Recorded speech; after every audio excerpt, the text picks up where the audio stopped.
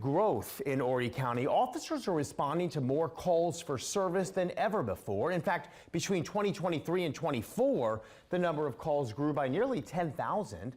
Another thing that grew, people who resist arrest and lead officers on chases. The penalty for resisting arrest is a misdemeanor charge right now. That includes a potential $500 fine or up to 30 days in jail.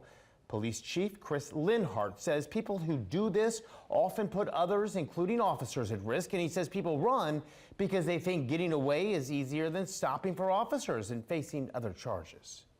A lot of times we see that those folks that take that opportunity to run from law enforcement or flee from law enforcement, they have greater charges inside their vehicle. So they're willing to take that risk because it is just a misdemeanor charge. Linhart says he's working on this policy change with state senators. No timeline for the introduction of that bill. Horry County Fire Rescue also responding to more calls last year. There were more than 600 building fires in the county. Fire Chief Joseph Tanner says 150 of those were suspicious in nature. Now, part of that investigation includes officers from the Horry County Police Department.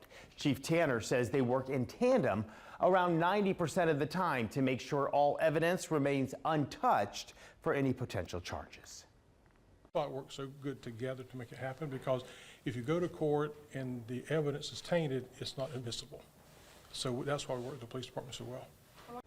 Chief Tanner says 20 fires in 2024 were determined to be arson. Happening